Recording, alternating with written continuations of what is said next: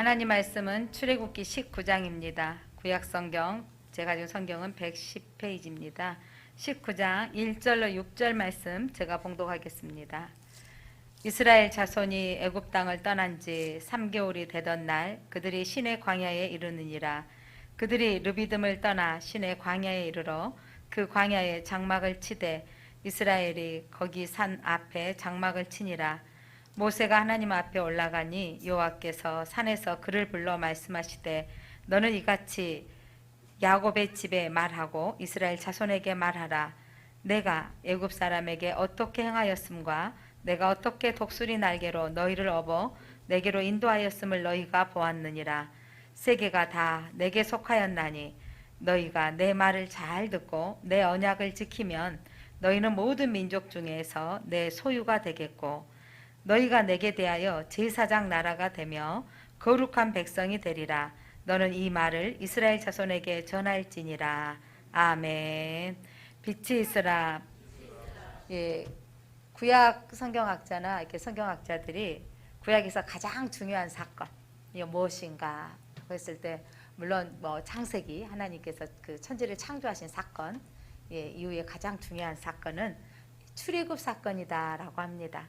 400년 동안 노예로 전락했던 이스라엘 백성들의 고통의 소리를 들으시고 놀라운 기적들을 행하셔서 출애굽을 하셨죠. 그런 사건들을 통해서 구원의 계획들이 이루어져가는 구원의 여정이 이루어지는 것들이 이 시대에 우리 성도들의 구원과 연관시켜질 수 있기 때문입니다. 그래서 하나님께서 그렇게 이스라엘 백성들을 출애굽을 하신 이유가 있어요.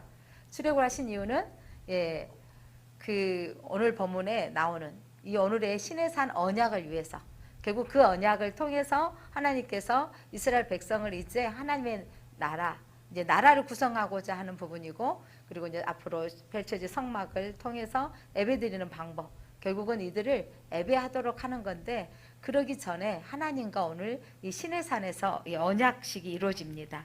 그래서 성경학자들은 이 사건들을 가리켜 시내산 언약 또 그 광야의 하나님과 백성들의 결혼식이다 이렇게까지 표현하기도 합니다. 자 이렇게 그 이스라엘 백성들이 오늘 성경 여러분 읽었던 성경 19장 1절 말씀 보면 이스라엘 자손이 애굽 땅을 떠나온 지 3개월이 되는 날 그래서 만 2개월이 되는 날이 그들이 시내 광야에 이르는 거죠. 애굽 땅을 떠나서 열 번째 재앙을 통과하고 그 앞에 막혀있던 홍해 앞바다에 너무 기가 막힌 상황이었죠. 병사들은 쫓아오고 그런데 그 시간에 하나님께서 홍해를 가르시는 거죠.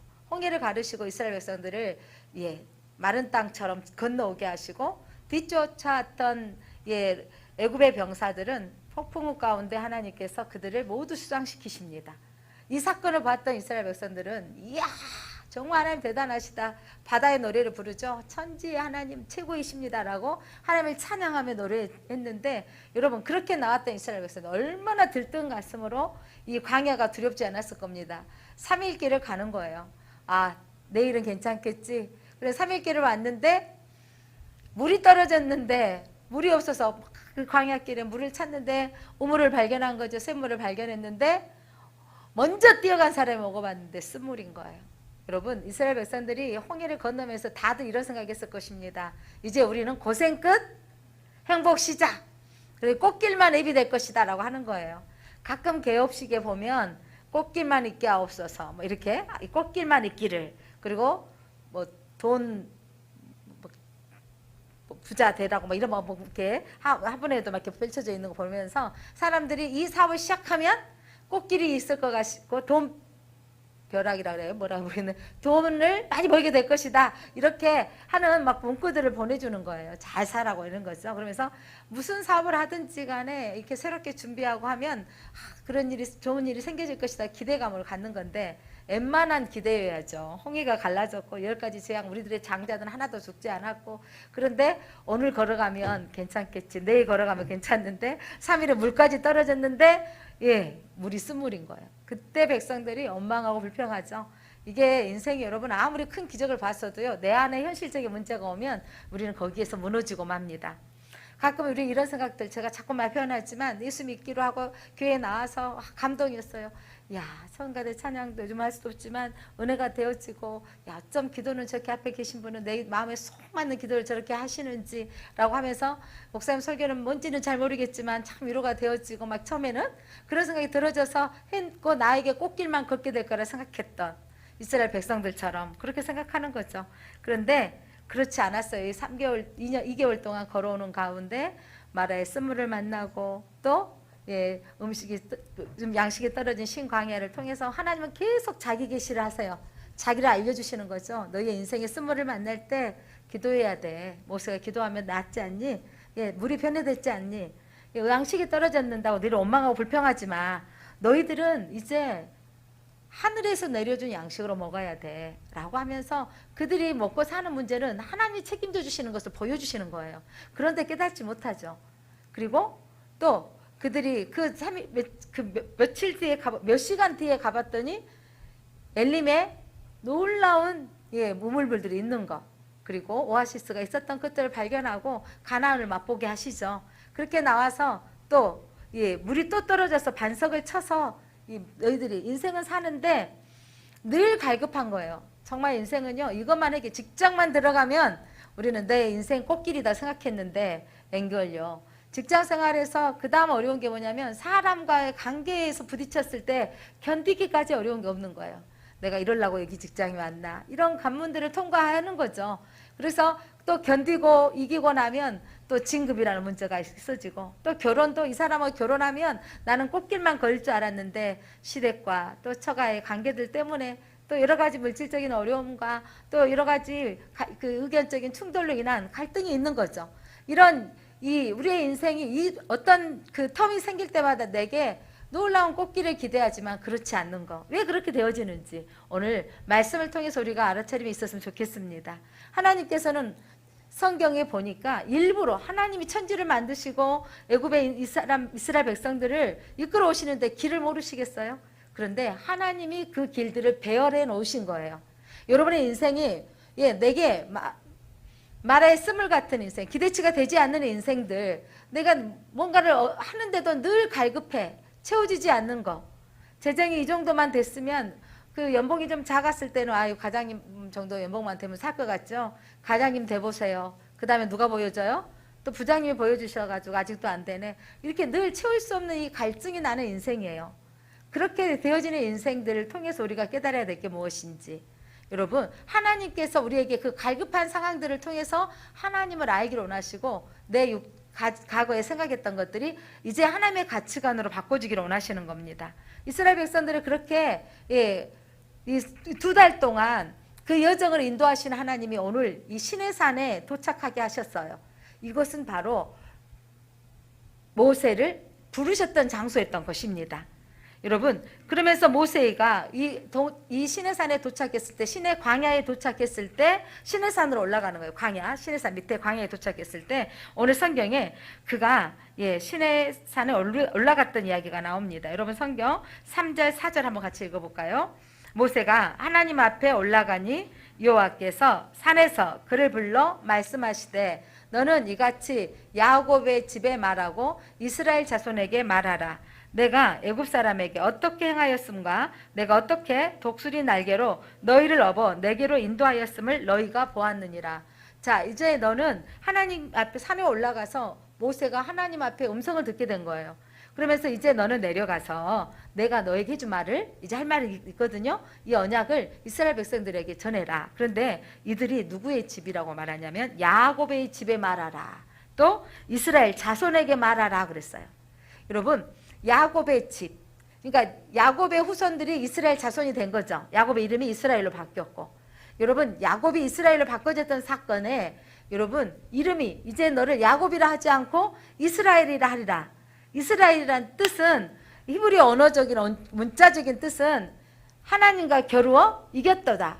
그래서 하나님의 겨루어 이긴 사람이라고? 그러면 이스라엘 백성들은 하나님을 이기는다 이게 아니라 하나님께 붙들려서 싸워서 그가 하나님 앞에 뭐예요? 원하는 복을 내게 받는 거예요. 그러니까 하나님의 신적인 통치를 받는 민족이다라는 거예요.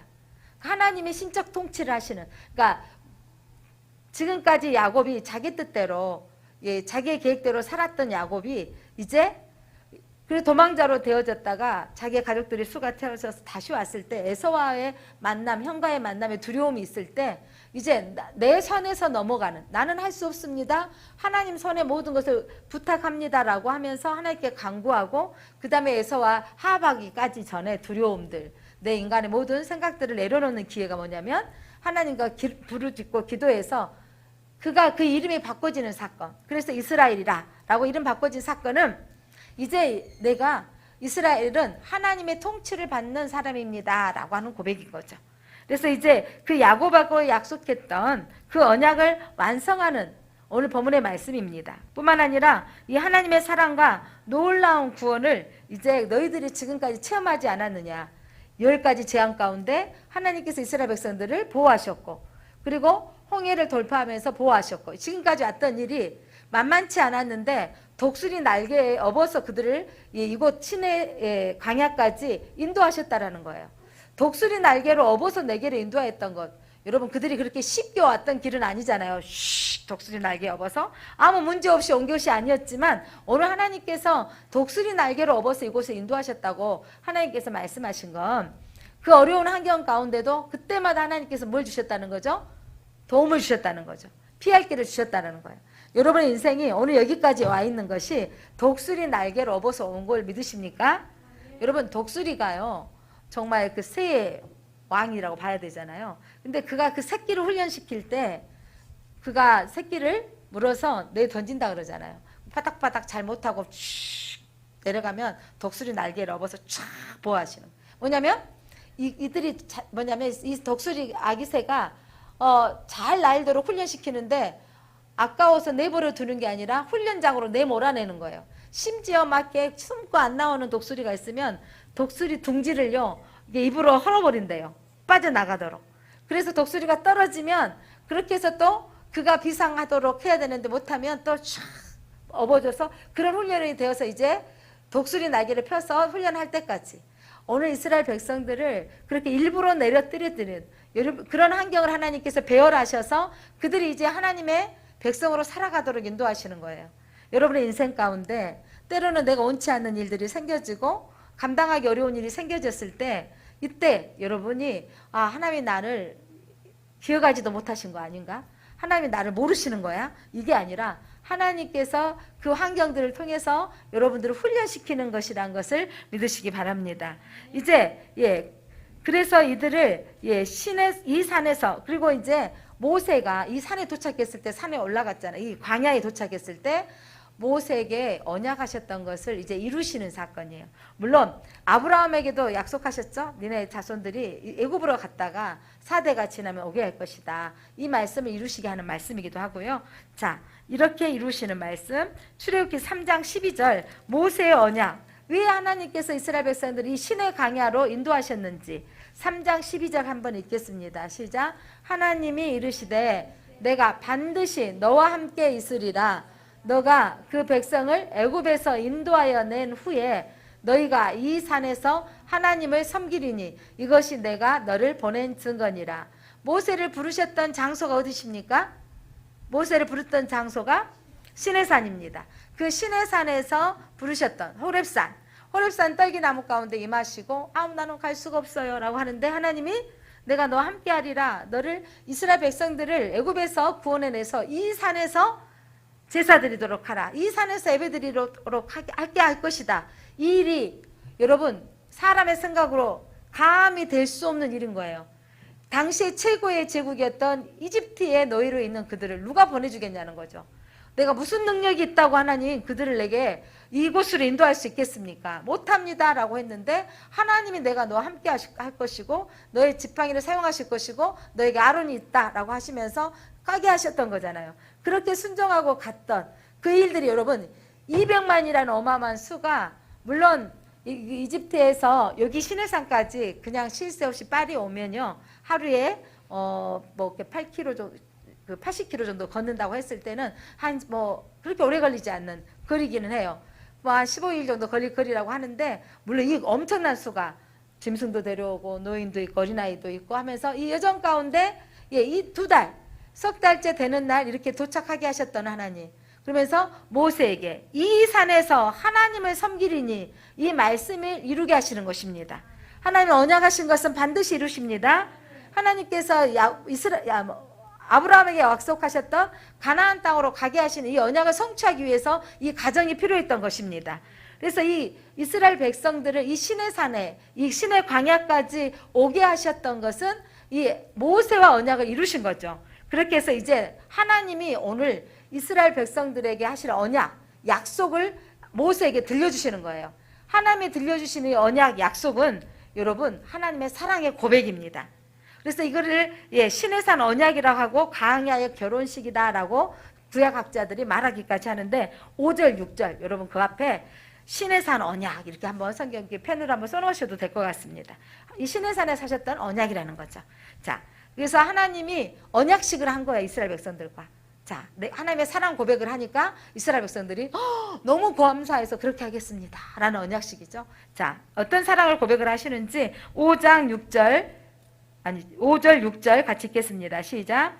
세계가 다 내게 속하였나니 너희가 내 말을 잘 듣고 내 언약을 지키면 너희는 모든 민족 중에서 내 소유가 되겠고. 아멘. 너희가 내게 대하여 6절 읽겠습니다. 6절 너희가 내게 대하여 제사장 나라가 되며 거룩한 백성이 되리라.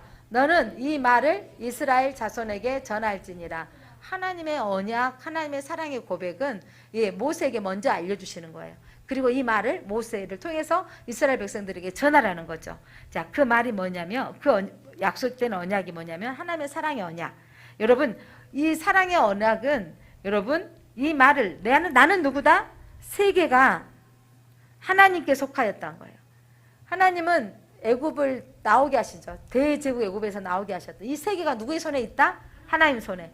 그러면서 그 주변국가 시내에 광야 오기 직전에 그들에게 또 뭐냐면 아말렉과의 전쟁에서 이기게 하셨고, 그러니까 세계의 모든 나라가 내 손에 있다라는 거죠. 그 하나님이 뭐라고 말씀하시냐면 너희가 내 말을 듣고 내 언약을 지키면 내가 이 듣고라고 이 말에는요 그 현대 성경에서는요 내게 온전히 순종하면이라고 말하고 있어요. 너희가 내 언약을 온전히 순종하라 라고 표현하고 있는데 이 듣고라는 히브리어 언어는 샤마라는데 듣는다라는 거예요.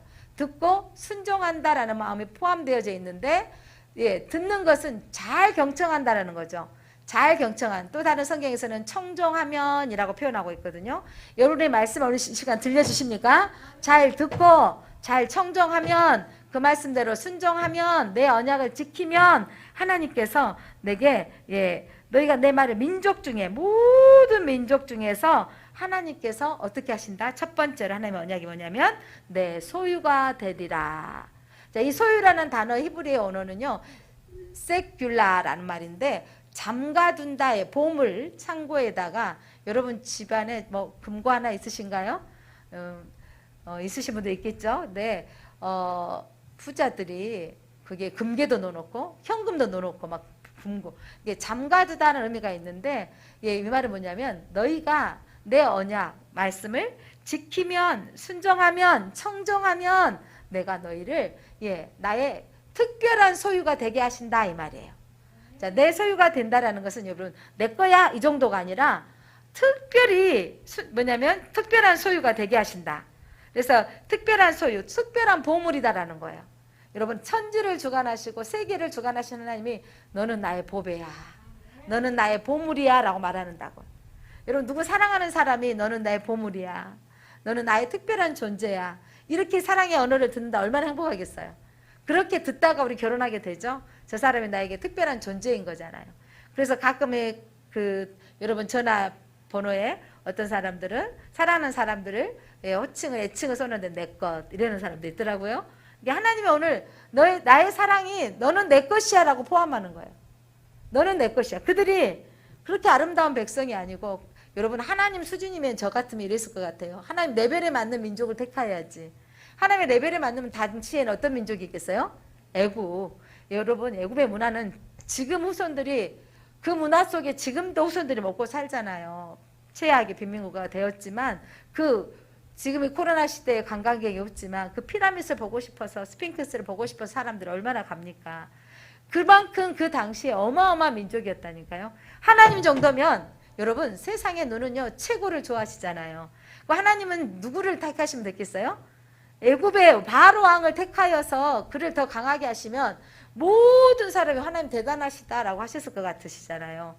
그런데 하나님은요 정말 애굽에서 정말 애굽이 얼마나 부강했는지 그 소수민족 가운데 정말 난민같이 돼버린 전락해버린 애굽에서 먹을 것을 일하고 대가를 받지 않으면 먹을 것도 없는 그 민족, 정말 이 작은 민족을 택하셔서 너는 내 소유라고 말씀하시는 거예요. 너는 내 특별한 존재라고요. 뭐가 되어 있기 때문이 아니라 뭐도 하지 않았는데 너에게 있는데 너는 나의 소유라고 말씀하신다는 거죠. 여러분들이 이 자리에 앉아 있는 것이 은혜인 걸 믿으십니까? 그냥 내가 이 더위에 무릅쓰고 왔는데 이게 정말 하나님의 은혜 아니면 이 자리에 앉아 있을 수가 없다는 걸 믿으십니까? 근데 여러분 그렇게 앉아 있는 내가 왜 이곳에 와야 되는가 정체성을 알아야 돼요. 가기 싫어 죽겠는데 부모님이 끼워서 왔는가? 아이고 또 주일인데 안 가면 또 목사님한테 죄송해서 왔는가? 정말 내가 이 하나님을 오늘 이 하나님의 사랑의 고백을 진짜로 듣고 내 마음에 안다면 사랑하는 사람이 너는 내 소유야. 너는 나의 보물이야. 내가 너를 보고 싶어라고 했을 때 어떻게 안 올 수가 있겠어요? 하나님이 오늘 너는 나의 특별한 소유라고 너는 나의 특별한 보물이라고 말씀하십니다. 그래서 하나님께서 신명기 7장 6절로 8절에 또 모세를 통해서 이렇게 말씀하십니다. 신명기 7장 6절에 8절 시작. 너는 여호와 내 하나님의 성민이라. 내 하나님 여호와께서 지상 만민 중에서 너를 자기 기업의 백성으로 택하셨나니. 여기 약간 표현하실래요? 하나님께서 이 지상의 많은 백성 가운데 자기 기업의 백성으로 똑같은 세귤라인데 기업으로도 표현하고 있어요. 너는 특별한 하나님의 백성으로 기업으로 택하셨다라는 거예요. 그래서 너를 기업의 백성으로 택하셨다. 하나님께서 그 다음에 7절 한번 보겠습니다.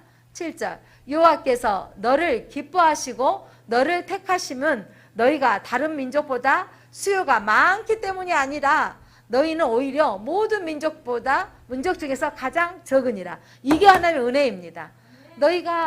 너희를 특별히 택하신 것은 수요가 이집트 사람처럼 많기 때문에 택한 게 아니고 거대 대제국이기 때문에 택한 게 아니라 오히려 가장 작은 모든 민족 중에 가장 적은 자이기 때문에 택하였다는 거죠.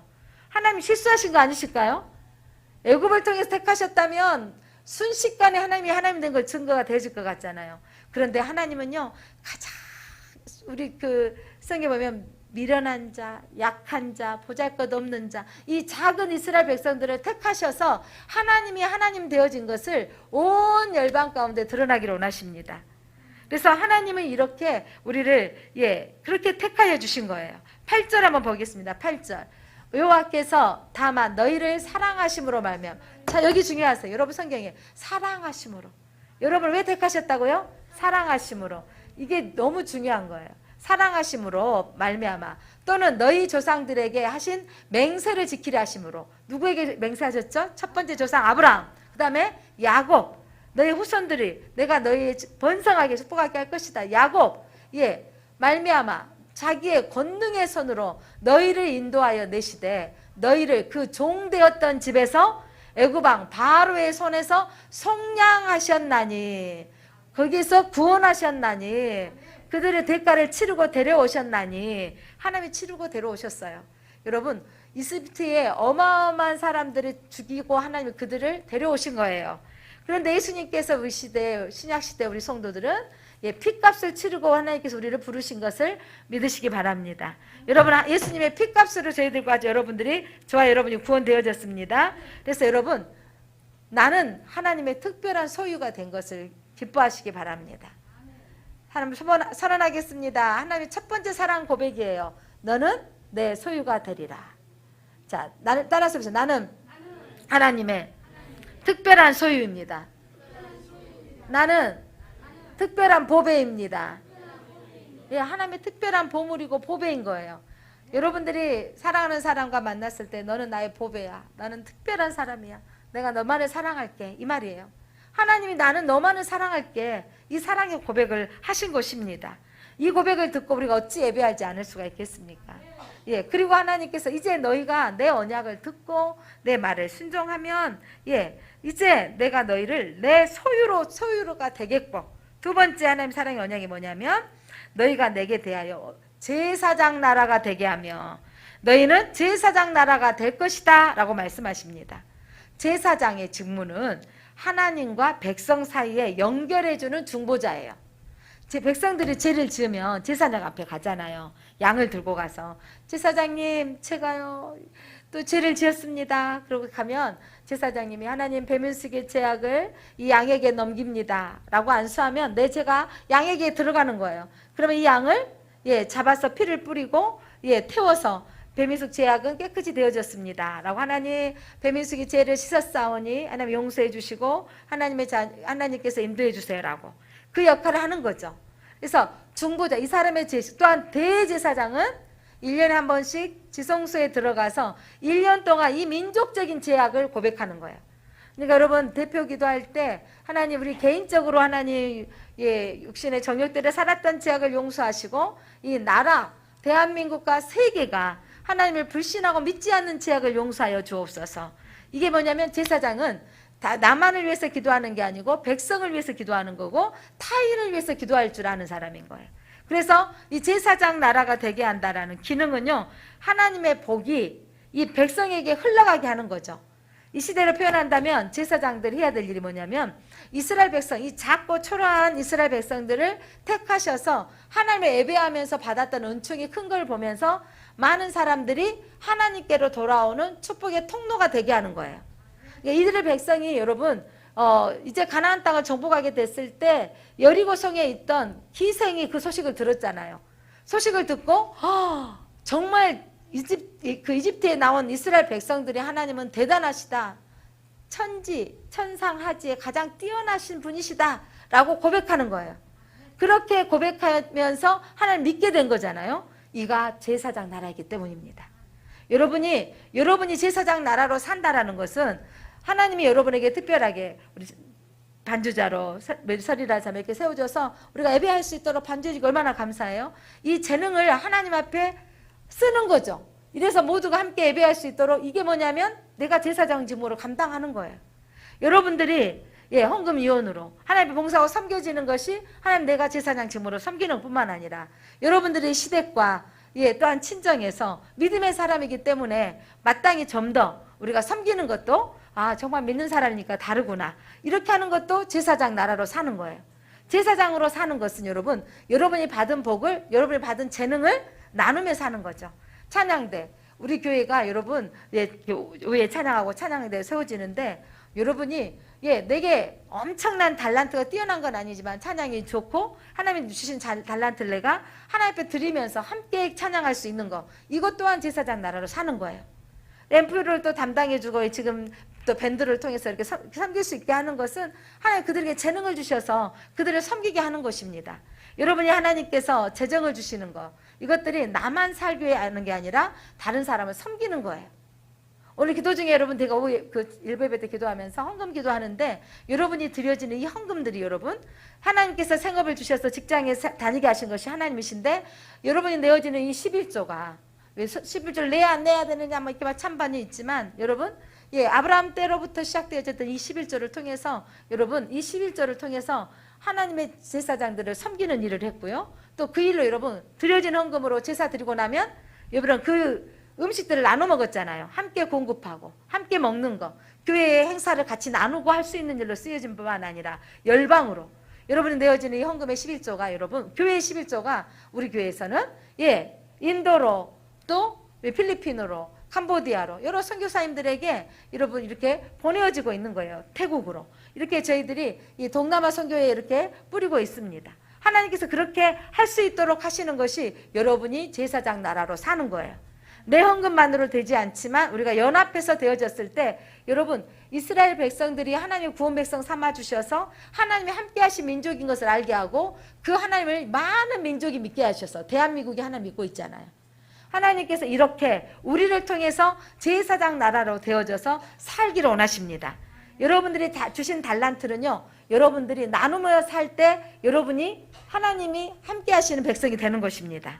그래서 제사장의 기능을 하는 것은 내게 주신 복을, 내가 가지고 있는 재능을 세상에 흘러가게 하는 것, 이것이 바로 제사장으로 사는 거예요.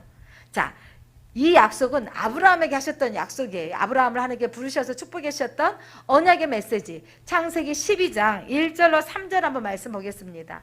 여호와께서 아브라함에게 이르시되 너는 너의 고향과 친척과 아버지의 집을 떠나 내가 내게 보여줄 땅으로 가라. 이 땅이 어떤 땅이었을까요?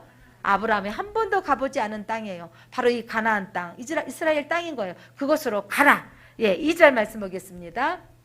내가 너로 큰 민족을 이루고 내게 복을 주어 내 이름을 장대하게 하리니 너는 복이 될지라. 하나님께서 아브라함, 이삭 한 명밖에 뒤에 나중에 철을 통해서 낳기는 했지만 언약의 아들 이 이삭을 통해서 큰 민족을 이루게 하시는 거.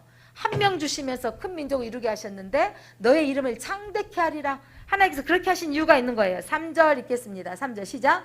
너를 축복하는 자에게는 내가 복을 내리고 너를 저주하는 자에게는 내가 저주하리니 땅의 모든 족속이 너로 말미암아 복을 얻을 것이라 하신지라. 아멘.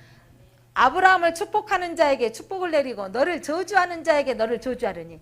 에스겔서를 읽으면서 여러분, 이스라엘 민족들이 아수르에 점령당하고 또 바벨론에 침략당했을 때 아하 좋아했던 누구예요? 모압. 좋아했던 그들을 하나님께서 또 멸망시키는 거 봐보세요. 이스라엘 백성들이 아하 너 그럴 줄 알았어 이러면서 저주했던 그 백성까지 하나님께서 그 열방을 하나님께서 멸하시는 이 약속들이 이 말씀을 통해서 성취되어진 것이고 아브라함을 통해서 모든 민족이 너로 말미암아 복을 받을 것이라. 이 말씀이 성취되어지는 것이 바로 제사장 나라로 사는 것입니다. 여러분, 복음이 부강하고 복음이 확대된 나라들, 미국에서 우리나라에 선교사를 보냈고 영국에서 선교사를 보냈기에 우리나라에 복음이 들어왔고 지금은 우리나라에서 또 선교사를 파송하는 나라가 되어져서 이 복을 흘려보내게 하는 것, 모든 열방의 축복의 통로가 되는 것이 바로 제사장 나라가 되는 거예요. 중보를 통해서 열방을 살리게 하는 것이 바로 제사장 직무를 감당하는 겁니다. 여러분 혼자만 잘 사는 게 좋겠어요? 나를 통해서 많은 사람들이 복을 받아 살았으면 좋겠어요? 많은 사람이 복 받아 살았으면 좋겠죠? 그러게 하기 위해서 하나님께서 여러분을 제사장 나라가 되게 하셨다. 제사장 나라가 되게 하셔서 여러분들이 특별히 선택한 민족, 이 이스라엘 민족이 그런데 이 선민의식으로 너무 똘똘 뭉쳐가지고 손을 펴지 못했던 것이 안타까운 거예요. 유대주의 종교는요, 지금까지 유대교로 머물러 있어요. 이게 여러분 하나님 원하신 방법이 아니거든요. 유대교는 지금도 구약만 믿고 유대교로 머물러 있잖아요. 그런데 우리 기독교는 예수 그리스도의 보혈의 핏값을 산 이 믿음의 백성들은요, 왕 같은 제사장으로 확실히 이 마인드가 바꿔진 거예요. 그래서 여러분, 우리 기독교의 개신교는요, 많은 나라에게 선교사를 파송하고 보내는 역할을 하고 있는 거죠. 그래서 선택한 민족이 선민의식을 사명을 감당하지 못하고 자국민에 빠져 있고 자기끼리만 털털 뭉쳐 있고, 그래서 예수님이 오셔가지고 그들을 이전에 또 그 백성들이 우상을 숭배했을 때 포로로 끌려가게 하시고 하나님이 그들을 던져버린 걸 기억하시기 바랍니다. 예수 그리스도를 통하여 믿는 자는 제사장 나라로 사는 것입니다. 나만 가지고 사는 게 아니고 우리끼리만 뭉치는 교회가 아니라 우리가 손을 펴서 섬기는 교회로 나아가야 되겠습니다. 베드로전서 2장 9절 한 목소리 한번 읽어보겠습니다. 베드로전서 2장 9절. 그러나 너희는 택하신 족속이요 왕같은 제사장들이요 거룩한 나라요 그의 소유가 된 백성이니 이는 너희를 어두운 데서 불러내어 그의 기이한 빛에 들어가게 하신 이의 아름다운 덕을 선포하게 하려 하심이라. 이제 예수님께서 오신 이후에는 우리가 택하신 족속인데 이제 왕같은 제사장의 신분으로, 그냥 제사장이 아니라 왕같은, 예수님이 이 땅을 통치하시는 왕으로 오셨잖아요. 그 자녀된 우리도 이제 왕같은 제사장으로 사는 권세를 주신 거죠. 그래서 이제 거룩한 나라가 되는 거예요. 하나님의 백성으로 사는 것입니다. 그의 소유가 된 백성이 되게 하셨습니다. 그렇게 하신 일은 하나님의 기이한 일을, 덕을, 하나님의 행하신 덕을 선포하게 하려 하심이라. 여러분이 하나님의 받은 은혜를 나누기를 원하십니다. 그것들을 전하기를 원하십니다. 예, 이제 제사장의 직무, 제사장의 나라로 사는 것은요, 기도하는, 정말 기도하여서 왕 같은 제사장이 있으면 그리스도의 통치가 임합니다. 여러분 가정에 부모가 기도하면 여러분의 가정에 하나님의 통치가 임하고 하나님의 뜻이 이루어집니다. 여러분이 기도해 주면 여러분 자녀들이 하나님의 믿음 안에 하나님의 거룩한 제사장의 나라로 사는 것입니다. 사랑하는 성도 여러분, 한번 선언하겠습니다. 나는 제사장 나라로 살겠습니다. 첫 번째는 나는 누구로 살고요? 하나님의 소유된 자녀, 하나님의 소유가 되어졌습니다. 특별한 존재입니다. 나는 이제 제사장 나라로 모든 사람에게 하나님의 기이한 덕을 선포하며 하나님이 주시는 은사들을 나누며 살겠습니다. 세 번째로 이제 너희를 거룩한 백성이 되게 하리라. 하나님의 사랑의 언어입니다. 자, 거룩한 백성. 이 거룩한 백성은요, 거룩한이란 말이 구별되어지다라는 말을 가지고 있습니다. 하나님이 쓰시기 위해서 따로 구별해 놓은 민족이라는 거죠. 복음을 위해서 쓰임받는 자다라는 거예요. 그러니까 여러분, 저와 여러분이 복음을 위해서 쓰임받는 자가 되는 거죠. 따로 구별되어 놓으셨어요. 이 은혜가 감사한 거죠. 그러니까 처음에는 무거운 짐들 있죠. 주일날 와서 섬기다 보면 오후 예배까지 드리고 이렇게 가면 피곤도 하시겠지만 이게 내 안에 기쁨이 되어지기를 바랍니다. 나는 어떤 존재니까? 하나님의 특별한 보물이니까. 하나님이 기뻐하신 일을 해야 되는 거죠. 내 법에. 여러분 아이들을 낳아서 엄마들이 아이를 키워보면서 젖 먹이면서 그 사랑했던 마음을 기억해 보세요. 특별한 존재이죠. 내 사랑. 뭘 다 줘도 아깝지 않는 그 사랑. 하나님 우리를 여러분 특별한 존재로 만드신 것은 보배다라고 하는 것은 내가 너에게 모든 걸 줄게. 어미된 마음. 내가 너에게 모든 것을 쏟아내어줄게 라는 거예요. 그렇게 다 쏟아주겠다라는 이게 언약의 조건인 거죠. 남편이 네 아내를 결혼식장에서 자, 남편은 아내를 맞이하며 평생에 이 가정을 책임지고 아내를 책임지겠는가? 그럼 요즘 신랑들 아주 어디서 힘이 나는지 네! 하잖아요. 조금 적게 하면 또 주례자가 쌤이 다시 더 크게 하십시오. 그러면 좀 네! 하잖아요. 너무 멋지죠? 요즘 신부들은 예전에 저희 결혼할 때는 자, 남편을 신부는 남편을 이 옆에 있는 남편으로 맞이하고 신랑을 남편으로 맞이하고 함께 사랑하며 섬기겠습니까? 그럼 네 이랬거든요. 근데 요즘은 신부들도 큰 소리로 대답하시기 바랍니다. 신부들도 네 하고 이렇게 대답하잖아요. 앞으로 신부 되신 분들 당당하게 네 하십시오. 왜냐하면 남편이 나를 책임지겠고 나는 그 남편을 섬기며 돕는 자로 살겠습니다라고 고백할 때 이 언약식인데 여러분 이렇게 하나님이 쓰시기로 따로 구별해줘. 너는 나의 신부야. 따로 구별되어지게 해주시는 거죠. 여러분 왜 구별해 놓으셨다고? 아까 2장 9절 베드로전서 아름다운 덕을 선포하게 하려고. 어떤 분이 있잖아요. 그러니까 저는 그 아내들 중에 이쁜 아내가 뭐냐면 그 남편이 저기서 오는데 멋져 보이는 내 남편이 저기서 오는데 멋있어야 돼. 그렇게 보여졌습니다. 하나님이 내 옆에 계시니 너무 멋있어야 돼요. 그러니까 그 남들 눈에 어떻게 보이는 거 상관이 없어. 내 눈에 남편이 최고로 보이는. 그게 얼마나 기뻐요. 그러니까 저기서 오는데 내 남편이 멋지다고. 우리 교회 집사님 한 분이 지금도 멋지냐 그랬더니 네 멋져요 그러더라고요. 연애 때만 멋진 줄 알았더니 살수록 멋지다나. 그게 너무 저는 이쁜 거예요. 남편이 그렇게 되어지는 부분은 가장 아름다워요. 재정이 많아서 대기업 이게 행복한 게 아니더라고. 사람들 재산 싸움하잖아요. 그런데 부부간에도 재산으로 나누면서도 막 싸우고 이혼하고 그러잖아요. 이런 상황들이 얼마나 그게 아름다운 게 아니라 비록 재정은 없을지만 그보다 더 중요하게 내 남편이 멋지고 아름답게 보여지는 부부가 가장 아름답지 않는가 싶어요. 왜냐하면 그 사람이 나를 따로 구별해 놓고 내 모든 생업을 하기 위해서 열심히 일하고 또 재정을 아내에게 맡겨주고 일하면 함께 나누고 공유하고 있다는 거 얼마나 중요한 일입니까? 그래서 여러분 하나님이 너는 나의 거룩한 백성이다라고 너희는 구별되어져서 내 백성이다 하나님이 쓰시겠다는 거예요. 너는 나를 위해서만 사용하여줘. 여러분 아내가 나만 위해서 존재해야 돼요. 누구를 위해서? 남편만을 위해서. 근데 이 아내가 남편만을 위해서 존재해야 되는데 과거 애인을 만나면 돼요? 안 돼요? 하나님이 그것들을 내쳐버리겠다 그러잖아요. 에스겔서에 이방 여인하고 결혼했는데 내쫓아내버렸어. 보내라는 거예요. 거룩한 백성으로 이제 살겠다고. 하나님이 택하신 백성이 우상을 섬겼더니 그게 호세아서를 통해서 저들이 음란한 여자 나가서 애도해버리는 거예요. 그러면 다시 얼마나 힘들겠어. 호세아 다시 데려와라.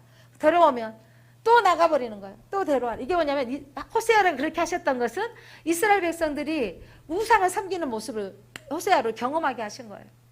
하나님의 그 사랑. 너희는 거룩한 백성이 되라. 너는 나만을 사랑하고 나로 인해 만족해라는 거예요.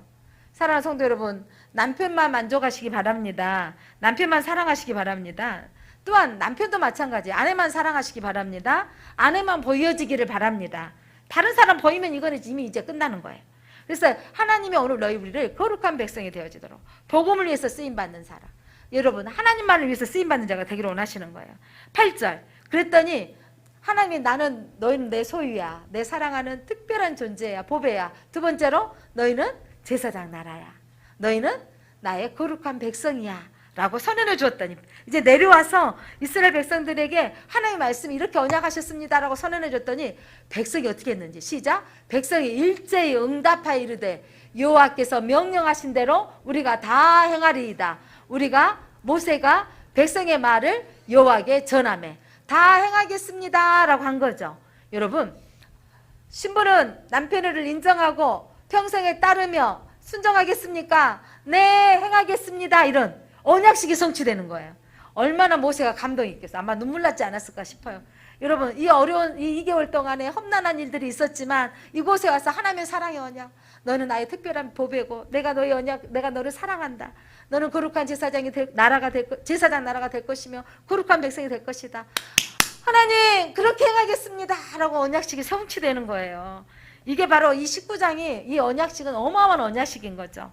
그런데 이 모세를 통해서 하나님께서 이 모세의 영적 권위를 주기 위해서 모세가 산에 올라갔을 때 백성들이 그 어미하신 하나님의 임재를 보게 하시는 거예요. 9절 보겠습니다. 빽빽한 구름 가운데서 내게 임함은 내가 너와 말하는 것을 백성이 듣게 하며 또한 너를 영영히 믿게 하려 함이라. 모세가 백성의 말을 여호와께 아뢰었어요. 하나님 근데 저 밑에서 시내산에 그 빽빽한 구름이 하나님의 강력한 임재를 느끼는 거예요. 여러분들이 오늘 제 목사님 설교할 때, 이 목회자가 설교할 때 이곳에 하나님의 강력한 임재를 느끼시길 바랍니다. 이 하나님의 사랑의 언어를 들으시기를 바랍니다. 예, 그래서 여러분 이 하나님이 그 사랑의 고백을 받은 사람은 성도들은 어떻게 살아야 될까요? 자, 그 다음 절이 나오는데 거룩하게 성결하게 살아야 되는 거예요. 출애굽기 19장 10절로 11절 자 같이 읽어봅니다. 10절 11절 시작. 여호와께서 모세에게 이르시되 너는 백성에게 가서 오늘과 내일 그들을 성결하게 하며 그들의 옷을 빨게 하고 준비하게 하여 셋째 날을 기다리게 하라. 나 여호와가 온 백성의 목전에서 시내산에 강림할 것임이니라. 이제 하나님의 언약식을 치렀던 이스라엘 백성들에게 옷을 빨고 성결하게 하라라고 했어요. 옷을 빨라라는 것은 여러분 깨끗하게 정결한 옷을 입어라 이런 의미도 있지만 내면을 이제 깨끗하게 준비하라 이 말이에요. 신약시대에. 그래서 요한계시록에서는 그 흰 옷을 입은 성도를 구분되어지잖아요. 이게 뭐냐면 성결한 모습으로 살아라. 이제 하나님의 백성이 되기 위해서는 하나님께서 구별되어져서 깨끗하게 구별되어지라는 거예요. 그리고 또 하나님 백성이 쓰임받기 위해서는요 경계를 정하라 하는 수준이 있어요. 영적 수준이. 백성들은요 산 아래턱에 있고요. 그 다음에 지도자들 장로들은요 그 중간턱까지 갑니다. 그리고 꼭대기는 하나님 만나는 장소는요 처음에 모세만 올라갔는데 그 주변에 아론과 여호수아가 그 근동까지 올라오게 돼 있어요. 자, 이렇게 하나님께서 영적인 구별을 시켜주셨다는 것은 여러분 그만큼 하나님의 임재가 강력한 임재에 하나님께서 거룩성을 보여주기 위한 거예요. 그러니까 하나님이 아무나 침범하지 못하는 것처럼 너희들도 아무나 너희들을 침범하지 못하도록 경계를 거룩하게 하라. 그래서 우리 젊은 세대들이나 모두가 영적으로 거룩해야 되며 육적으로도 거룩해져야 되는 거예요. 그래서 아내는 남편만 사랑하고 남편은 아내만을 사랑해야 되고요. 또한 음란물이나 이런 것들에 대해서 또 술 취함으로 또 도박함으로 이런 것들을 경계해야 되는 거예요. 음란은 하나님 앞에 가는데 방해 요소가 되는 거예요. 여러분 가난을 끊어지고 도박을 하는 것 일순간에 어떤 쾌락을 차기하는 건 하나님을 멀리하는 거예요. 그것으로는 돈을 버는 일이 아니고 거룩해질 수 없는 것들이기 때문에 하나님께서 너희들을 경건하게 경계를 정하고 침범하지 못하게 하라. 산 위에 경계를 세워서 산을 거룩하게 하라. 23절 한번 읽겠습니다. 시작. 모세가 여호와께 아뢰되 주께서 우리에게 명령하여 이르시기를 산 주위에 경계를 세워 산을 거룩하게 하라 하셨사온즉 백성이 신의 산에 오르지 못하니라. 하나님의 염려하신 이 경계선에 아무나 올 수 못하도록 구분시켜라. 우리가 너희는 어떻게 하고 옷을 빨아입고 또 정결하게 하라. 하나님의 거룩성은 특별히 구별되어지는 걸 원하십니다. 거룩한 백성이라는 것은 구별되어지는 삶을 살아라는 거예요. 하나님이 여러분 세상에서 여러분을 불러내신 이유가 있어요. 많은 사람이 착각하는 게 있어. 저도 많이 착각했어요. 꽃길만 걷게 될 거라고 생각했어요. 예수 믿으면 꽃길만 걷게 될 거라고 하는데 꽃길을 걷기 전에 과정이 있는 거예요. 바로 이게 광야의 과정이죠. 내가 뜻하지 않는 일. 여러분 예수 믿고 세례받고 나면 내가 늘 안전하고 교회만 다니면 평안할 것이다가 아니라 하나님의 간섭이 따른다. 따라서 해보세요. 하나님의 간섭이 있습니다. 하나님의 간섭이 있는 사람은 복 있는 사람이에요. 하나님이 일을 하는데 좀 지금 안 되고 있습니까? 하나님의 간섭인 거죠. 무엇을 먼저 우선순위를 해야 될 것인가? 하나님의 간섭이 있는 사람, 내어버려 두지 않고.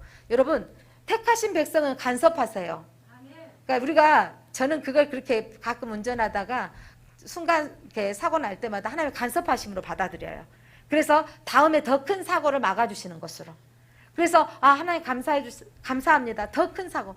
그러니까 한번 이렇게 그런 사고가 나면 그때 내가 또 조심하게 되잖아요. 그러니까 또한 내 인생 가운데 어떤 것들이 손해보는 가끔 제가 교인들 가운데도 있었더라고요. 그 요즘 무슨 전화 와가지고 보이스피싱 잊어버린 사람도 있고 막 컴퓨터로 돈 빠져나간 사람도 가끔 있더라고요. 그러면서 근데 그 일이요, 여러분 그 스마트폰이나 컴퓨터로 컴퓨터 뱅킹 하지 않는 사람은 그런 일도 없을 것 같아. 근데 전화 받아서 문제죠. 지난번 우리 교인들 가운데도 엄마 핸드폰 고장 났는데 이 번호로 전화해. 그래가지고 엄마 수리해야 되는데 이 통장으로 돈을 넣어줘야 통장에 수리할 수 있어. 이래가지고 통장에 돈을 30만 원 넣어줬다네. 딱 잊어버렸어요. 여러분 그 딸한테 전화해보세요. 통장 하지마, 나 전화 안 돼 해도 꼭 해보세요. 그게 거짓말이잖아요. 그게 신고해서 찾을 길이 없다고 하잖아요. 그러니까 그렇게 섞일 때가 있어요. 그러면 하나님, 내가 더 큰 돈 아니고 여기까지 준 것을 감사하고. 그러니까 이것들을 통해서 우리가 경험한 것은 뭐냐면, 너무 내가 그 언어들을 엄마하고 통화를 반말치, 엄마 엄마 난데 돈 없어. 핸드폰 고장 났어. 반말을 치고 평상시에. 근데 우리 아이가 어떤 분한테도 전화가 그 문자를 받았대요, 전도사님이. 근데 그 허니 전도사는 반말을 안 치거든. 어머니 이렇게 문자를 하거든요. 이거 가짜인지 딱 아는 거죠. 근데 그쪽 전사님은 딸이 엄마 난데 핸드폰 고장 났어. 이거는 그 집의 언어였어. 그게 딱 맞는 거예요. 저도 얼마 전에 문자를 받은 거예요. 엄마, 내 폰이 고장 났어. 근데 이 언어가 조금 비슷하려고 그러더라고요. 그런데 이전에 교인들에게서 이야기를 들어가지고 제가 안 속았죠. 안 속았어. 근데 이런 것들이, 우리에게 어떤 사건들이 내게 일어났을 때 하나님이 나를 지켜주시는 것으로 사인을 받으시기 바랍니다. 간섭하심을 받는 건 복 있는 거예요. 더 큰 것 있기 전에 간섭하심으로 받아들이시기 바랍니다. 하나님의 완전한 하나님의 사랑은요, 우리가 거룩하기를 원하십니다. 나 널 사랑하니까 나만 사랑해. 이게 하나님의 사랑이에요. 그래서 어디다 대? 다른 우상들은. 우리 그 말씀 이사에서 보니까 어디다 대냐고. 창조주 하나님하고 해신, 달신, 나무신한테 절하고 있는 거. 어디다 하나님하고, 우리는 그래서 정교 다원주를 인정할 수 없어요. 어디다 하나님과 똑같이 다른 신하고 비교할 수 있냐고요. 하나님은 천지를 창조하신 분이고 부처나 그 다른 다른 신들은 피조물에 의해서 만들어진 것 때문에. 우리 개신교는요, 정교다원주를 부정하는 건 하나님과 비교할 수 없는 탁월하신 하나님 우리가 믿기 때문입니다. 그렇습니다. 그래서 그런데 이 신약 시대에 하나님께서 경계를 허물어 주신 것이 은혜입니다. 이제는 제사장만 들어갈 수 있어요. 대제사장만. 이제 여러분 지금 우리가 함께 예배하고 있고 함께 하나님을 찬양하고 있고 하나님의 함성을 동시에 듣고 있습니다. 히브리서 10장 20절. 그 길은 우리를 위하여 휘장 가운데 열어놓으신 새로운 살 길이요. 휘장은 곧 그의 육체니라. 하나님께서 우리에게 살 길을 열어놓으셨는데, 휘장, 예수님께서 육체에 찢어지게 되어주심으로, 휘장이 갈라짐으로 지성소에 들어갈 수 있고 하나님을 직접 만날 수 있는 살 길을 열어주셨습니다. 여러분이 인생에 살아나기 위해서는요, 이 예배의 자리에 나오셔야 된다니까요. 히브리서 10장 16절, 우리 한 목소리 한번 읽어보겠습니다. 10장 16절, 시작. 주께서 이르시되 그날 후로는 그들과 맺을 언약이 이것이라 하시고 내 법을 그들의 마음에 두고 그들의 생각에 기록하리라 하신 후에, 자, 그날 하나님께서 잘못 써놔버렸네요. 16절이 그건가요? 은혜의 보좌 앞에 담대히 나갈 것이니라. 그래서 하나님 앞에 이렇게 우리에게 히브리서에 말씀 주신 은혜의 보좌 앞에 담대히 나갈 수 있도록 허락해 주신 거예요. 히브리서 10장 16절, 자, 위에 보시면 나올 거예요. 하나님 앞에 보좌 앞에 담대히 나갈 권능을 우리에게 주신 것입니다. 그래서 우리에게 사랑하는 성도 여러분, 오늘 하나님의 사랑의 언어가 느껴지시길 바랍니다. 그 음성이 여러분 가운데 레마로 그 느껴짐이 왔으면 좋겠습니다. 하나님이 이스라엘 백성들을 이 신의 모세에게 이곳에 와서 예배드리게 하리라. 그리고 데려오셔서 하나님이 이들에게 제사법을 정하기 전에 사람의 사랑의 뭐냐면 속삭임이 있는 거죠. 첫 번째, 하나님의 언약의 첫 번째가 뭐예요? 너는 나의 소유다. 특별한 보물이다. 자, 그리고 두 번째는 뭐예요? 제사장 나라가 될 것이다. 세 번째가 뭐예요? 거룩한 백성이 되리라. 그러니까 3분 전만 해도 잊어버리죠. 다시 한번, 나는 하나님, 선언하겠습니다. 나는 하나님의 특별한 소유입니다. 나는 제사장 나라입니다. 나는 거룩한 백성입니다. 그렇게 살기를 원하시는 모든 분들 함께 기도하겠습니다. 사랑과 은혜가 충만하신 하나님, 오늘 이 무더위 가운데 성전으로 불러주시고 하나님의 속삭임의 이 사랑의 언어를 듣게 해주셔서 감사합니다. 하나님이 언약하셨습니다. 이스라엘 백성들과 내가 너희를 택한 것은 큰 민족이 아니라 가장 작은 민족, 가장 보잘것없고 드러날 것이 없는 연약하기에 택하셨습니다. 우리의 모습도 마찬가지입니다. 하나님 그렇게 택하셔서 너는 내게 특별한 보물, 나의 소유다. 너는 너는 제사장 나라다. 너에게 주신 이 복을 열방과 세계 가운데 흘려보내라. 너는 거룩한 백성이다. 나만 사랑하고 구별되어져서 살라고 말씀하십니다. 예배자로 살라고 말씀하십니다. 그렇게 살면 하나님께서 우리의 모든 것을 책임져 주시고 보호해 주시고 인도하시겠다는 이 언약식에 이스라엘 백성들이 그렇게 하겠습니다라고 고백하였던 것처럼 우리가 오늘 그렇게 하겠습니다 고백합니다. 하나님 저희들을 받아 주옵소서. 예수 그리스도 이름으로 기도드립니다. 아멘.